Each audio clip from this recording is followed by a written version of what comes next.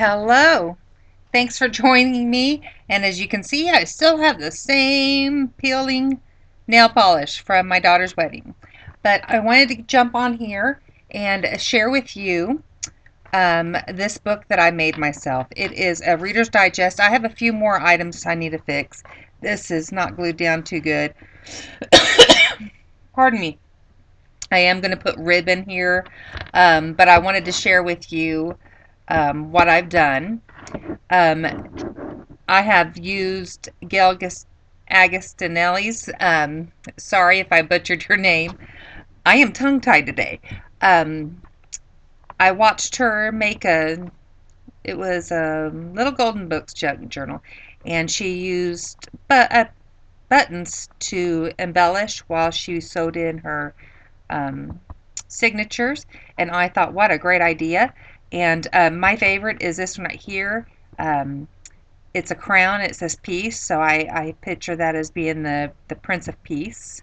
And that is oh, I need to fix that. That is kind of along the lines of the line I used. Um, Let me get the line I used so I can share it with you. Hang on. Okay, so the line I'm using is called Silent Night by Color Play. And this, can you see it? Too much of a glare? Those are the journaling cards. And there's some more journaling cards. And then there is, and these are really thick. They're a little thicker than I wanted, but it worked for me. And I'm going to use these kind of as a belly band maybe, tear it apart. But the other side is patterned paper.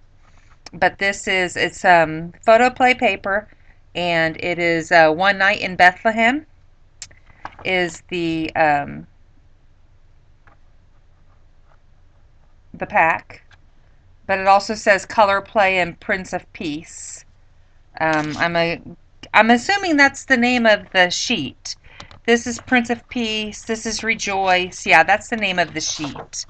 So this one's Silent Night.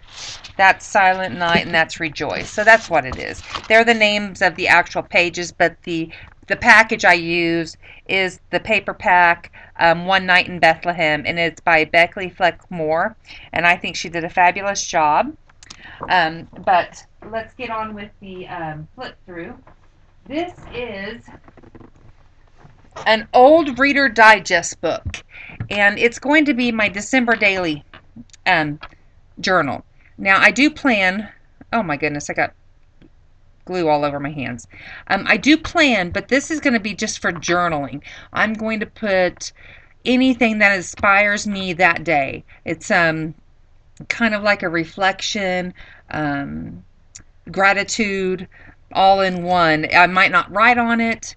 I might doodle. I might print a picture and put it on it. I might print a motivational picture or something that made me laugh.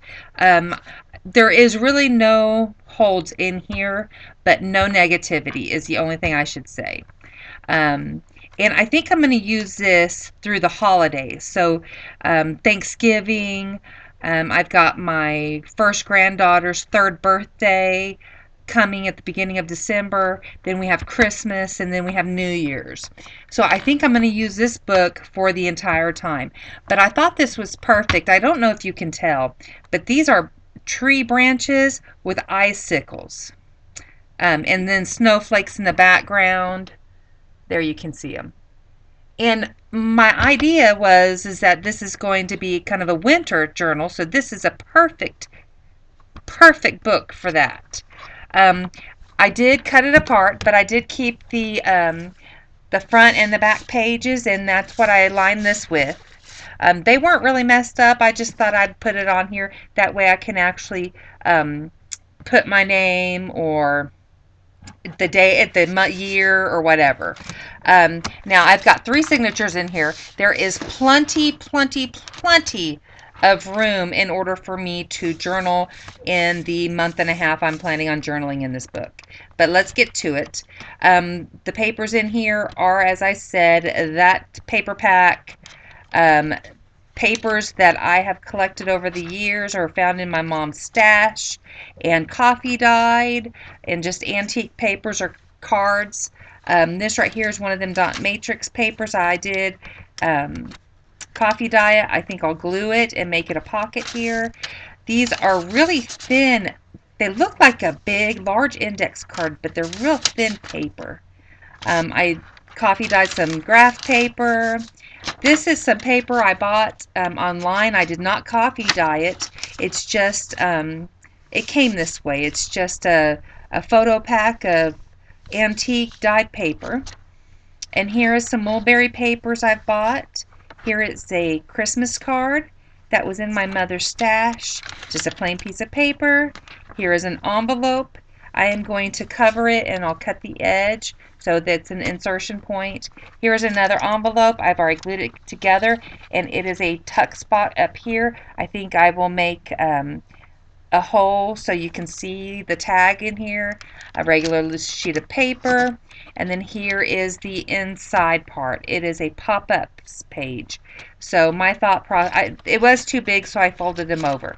My thought was that I could put a picture here, or I can put a huge quote here and make it pop up off the page. I decided that even though I want a decorative aspect in the middle, this was too dark, and plus it helps cover up the tie of the insert. So then you turn it, and here's the rest of the one pages. Regular page, here's that upper pocket. I use this piece of card, as you can see, to line the flap of the envelope so it is an actual piece, and regular paper. The other side of that card, I think I will put some coffee paper, tape it over this. That way I have another spot for journaling. That blue mulberry. Here is that antiqued paper that I bought like that. And can you see that? This is that graph paper, and it dyed so awesomely. It made the blue lines run, and I don't know if this is picking it up, but let me get to it. But look at that. Let me get it on there. It almost looks like a tree lines, and when you cut a tree, that's what it kind of looks like. And again, here's the rest of those papers to finish off the first. And there's the back of that first card. And there's the first insert. My second insert, the outside, is a picture of the town of Bethlehem. And then you've got coffee dye. You have a big chief tablet page that I coffee dyed, a regular sheet, a different darker color of mulberry, and it has swirls of different colors of blue and almost a light blue and kind of a pink here. I loved it. I'm not even a blue person, and I chose this one. And here is notebook paper. Here's another one of those envelopes. Another of those antiqued pages that I bought like that. Another index card, notebook paper, and here's the insert, middle of it. And this is glossy. I think it's going to be perfect just for printing off a sheet and taping it on here. So I did not mind that this is going to be shown, but I thought it was nice and shiny. Here is that beautiful spotted coffee dyed notebook paper I made, and the index and the other part of that. And here's that envelope again, and the notebook page, and the mulberry paper, and look at this lace dyed coffee paper. I thought it was so beautiful. I saved a piece for me. And then here we have the Big Chief tablet and another coffee dyed paper, and I got lines on it so I can write. I used that kind of a boiler rack to get those lines. And then here's the end of that page. And now here is the fourth signature. And I'm not a huge striped fan, but I thought it was a better outside picture than the crowns. I wasn't crazy about some of the prints, but this is very eye-catching. So, and I didn't want to use the same paper too many times. But let's get on with this one. And here is that same kind of coffee paper with the lines. And another one of those top-loading envelopes. Well, they're not top-loading. Oh no! Oh no! It's upside down. Well, I'm going to have to tape that and cut the top. Oh my gosh. Well, bloopers. What you don't know is I sewed the middle one completely upside down. I had to take it out and re-sew it again. This one right here, I just was not paying attention and I got it upside down. So that's an easy fix. You can tape the bottom or glue the bottom and then cut slivers in the top. So here is that paper index. It's really thin. And then a lightly coffee dyed notebook paper. Here is part of a card that I had sent my mother. And then another one of them antique papers, another mulberry with some yellows in it. And this is a very, very interesting lined notebook paper, graph paper with holes that dyed blue. I don't even know if you're picking that up, but it is gorgeous. And then the Bee Chief tablet. And then here's the center. I decided I might cover up the outside of that, but I wanted to leave this open. I'm going to put some charms hanging from that. I might put some words up here, but I am not covering this page. I might just put, I don't know, a scene of the manger up here. I don't know. I haven't really decided. And now we're in the back half of that last signature, the Big Chief, that beautifully hold graph paper with that turned blue and green. And here's that mulberry paper, that antique paper I bought. Here's the other side of that card. I'll cover this up with maybe some green or orange or yellow cardstock as a matting point for a picture or something. And then we'll do something to the back so you don't see that right there.